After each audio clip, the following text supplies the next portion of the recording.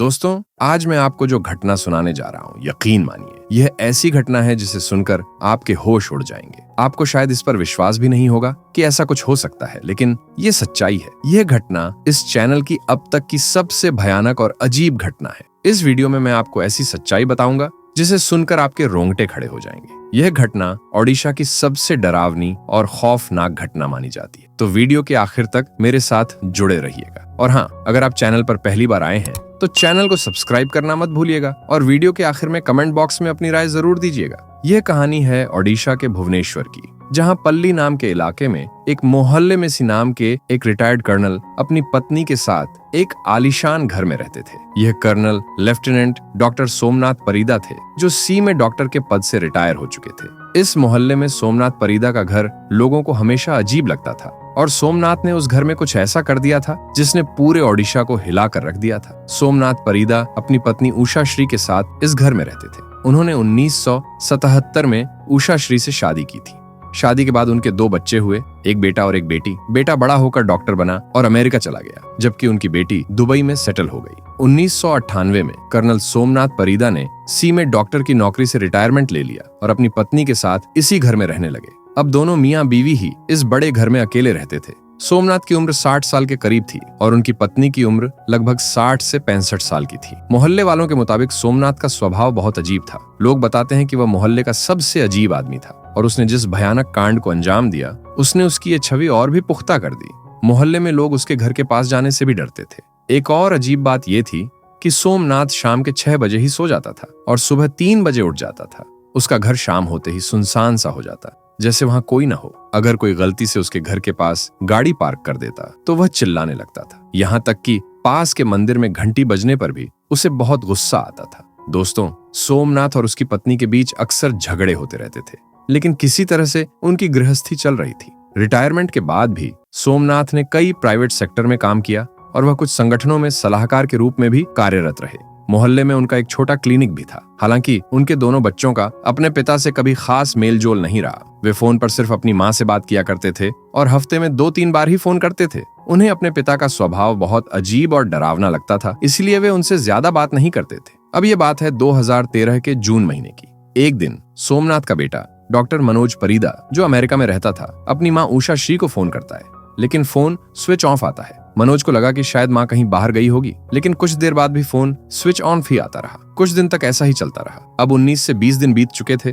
और मनोज को घबराहट होने लगी थी कि आखिर माँ ने फोन स्विच ऑफ क्यों कर रखा है। परेशान होकर वह अपने पिता को फोन करता है और उनसे पूछता है कि माँ कहाँ है। सोमनाथ जवाब देता है कि तुम्हारी माँ दुबई में तुम्हारी बहन सुरेखा के पास गई है। मनोज तुरंत फोन रखता है और अपनी बहन सुरेखा को दुबई में फोन करता है। जैसे ही वह सुरेखा से पूछता है कि क्या माँ वहाँ है, सुरेखा कहती है, माँ तो मेरे पास नहीं है और मैं भी कई दिनों से माँ से बात करने की कोशिश कर रही हूँ, लेकिन उनका फोन नहीं लग रहा। यह सुनकर मनोज चौंक जाता है और उसे बड़ी अनहोनी का शक होने लगता है। वह तुरंत अपने मामा को भुवनेश्वर में फोन करता है और पूरी बात बताता है। साथ ही उनसे कहता है कि वे जल्दी से घर जाकर चेक करें, क्योंकि अब उसे अपने पिता पर भी शक होने लगा था। अब 23 जून 2013 की शाम करीब 5 बजे उषा श्री का भाई और उसकी बहन सोमनाथ के घर के सामने पहुंचते हैं और दरवाजे की घंटी बजाते हैं, लेकिन अंदर से कोई जवाब नहीं आता। वे फिर से घंटी बजाते हैं, तब सोमनाथ आता है, लेकिन वह दरवाजा नहीं खोलता बल्कि खिड़की से बात करता है। मामा पूछते हैं, उषा कहाँ है? उसका फोन स्विच ऑफ आ रहा है। सोमनाथ जवाब देता है, वह अपनी बेटी के पास दुबई गई है। ये सुनकर मामा को पूरा शक हो जाता है कि वह झूठ बोल रहा है। मामा सोमनाथ से दरवाजा खोलने को कहते हैं,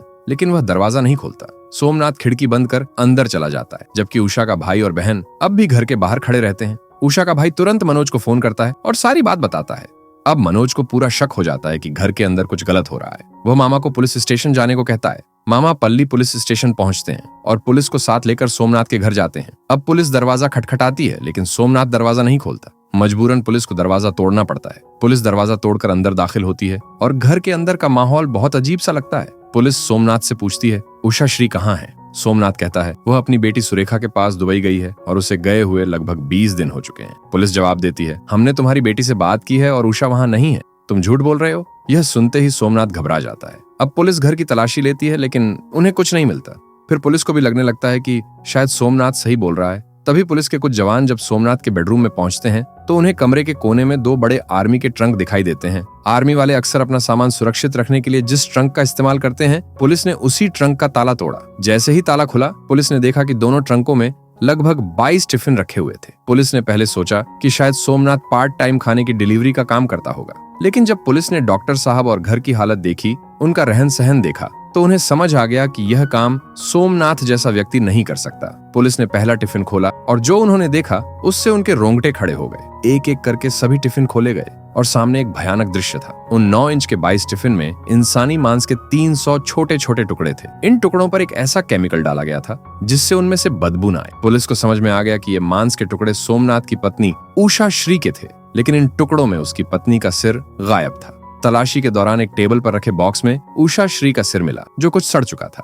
उसके बाल झड़ चुके थे और सिर पर गहरी चोट के निशान थे। लेकिन सबसे अजीब बात यह थी कि सोमनाथ ने पुलिस को बताया कि वह अपनी पत्नी के सिर से रोज रात को बात किया करता था। यह सुनकर पुलिस और लोग दंग रह गए। पुलिस सोमनाथ से पूछताछ करने लगी कि आखिर उसने ऐसा क्यों किया। सोमनाथ ने जो कहानी सुनाई वह और भी डरावनी थी। उसने बताया कि 3 जून को उसकी पत्नी को बहुत गुस्सा आया हुआ था। वह अपना सिर जोर जोर से जमीन पर मार रही थी और बार बार कह रही थी कि उसकी समाधि साईं बाबा की शिरडी में बननी चाहिए। इसी दौरान उसने खुदकुशी कर ली। पुलिस ने जब पूछा कि उसने इस घटना की जानकारी किसी को क्यों नहीं दी, तो सोमनाथ ने कहा कि अगर वह पुलिस को बताता या किसी और को बताता तो उसकी इमेज खराब हो जाती। पुलिस ने उससे पूछा कि उसने लाश के टुकड़े क्यों किए और टिफिन में क्यों रखे।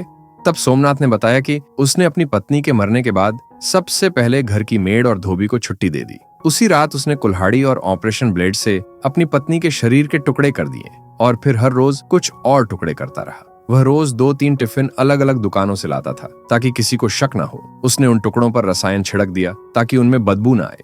सोमनाथ ने यह भी बताया कि वह इन टुकड़ों को शिरडी ले जाकर अपनी पत्नी की समाधि बनाना चाहता था। इस बीच वह अपने क्लिनिक भी जाता था और वहां काम भी करता था। उसने इन 20 दिनों के दौरान अपने क्लिनिक में धूमधाम से अपना जन्मदिन भी मनाया, लेकिन किसी को इसकी भनक तक नहीं लगी। बाद में पुलिस ने सोमनाथ को गिरफ्तार कर लिया और उसकी मानसिक स्थिति की जांच करवाई, लेकिन उसकी मानसिक स्थिति सामान्य निकली। जब पुलिस ने मांस के टुकड़ों और सिर की जांच की तो पता चला कि उषा श्री के सिर पर किसी भारी चीज से मारा गया था और यह कोई खुदकुशी नहीं थी। सोमनाथ की बताई कहानी भी झूठ निकली। असल में उषा श्री अपने पति और उसकी एक महिला मित्र पर शक करती थी, जिसके चलते उनके घर में अक्सर लड़ाई झगड़ा होता था। एक दिन सोमनाथ ने गुस्से में आकर अपनी पत्नी की हत्या कर दी और उसके शरीर के टुकड़े टुकड़े कर उन्हें टिफिन में पैक कर दिया। वह मौका मिलने पर इन टिफिन को ठिकाने लगाने वाला था, लेकिन कातिल कितना भी चालाक क्यों न हो, आखिरकार पकड़ा ही जाता है। आज भी इस वारदात के बारे में लोगों के मन में कई सवाल हैं। सोमनाथ परिदा अभी भी भुवनेश्वर की एक जेल में बंद है